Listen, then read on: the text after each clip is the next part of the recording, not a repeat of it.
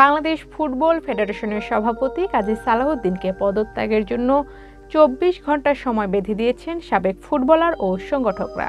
এ সময়ের মধ্যে তিনি পদত্যাগ না করলে ক্রীড়াঙ্গনে অবাঞ্ছিত ঘোষণা করা হবে বলে হুমকি দিয়েছেন তারা।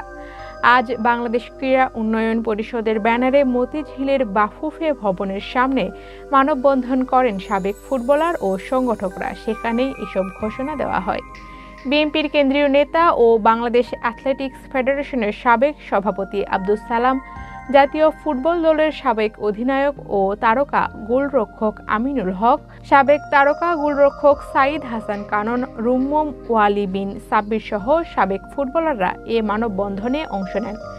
এ সময় বিএনপির নেতা আব্দুস সালাম ঘোষণা দেন, নির্ধারিত সময়ের মধ্যে পদত্যাগ না করলে সালাউদ্দিনকে যেখানে পাওয়া যাবে সেখানেই লাঞ্ছিত করা হবে। এক পর্যায়ের মানববন্ধনকারীরা বাফুফে ভবনে ঢুকে সাধারণ সম্পাদক ইমরান হোসেন তুষারের সঙ্গে দেখা করেন। সেখানে তাদের দাবি ও আলটিমেটামের কথা জানিয়ে যান। এ সময় সালাউদ্দিন বাফুফে ভবনে ছিলেন না। মানববন্ধনে সাবেক তারকা ফুটবলার ও বিএনপির ক্রীড়া সম্পাদক আমিনুল হক বাফুফের নির্বাচন পেছানোর আহ্বান জানান। ফুটবল ফেডারেশনের সংস্কারের স্বার্থে ফিফার সাথে আলোচনা করে ২৬ অক্টোবরের নির্বাচন কিছুদিন পিছিয়ে দেওয়া যায় কিনা তার উদ্যোগ নিতে ক্রীড়া উপদেষ্টা আসিফ মাহমুদ সজীব ভূঁইয়ার প্রতি আহ্বান জানান তিনি।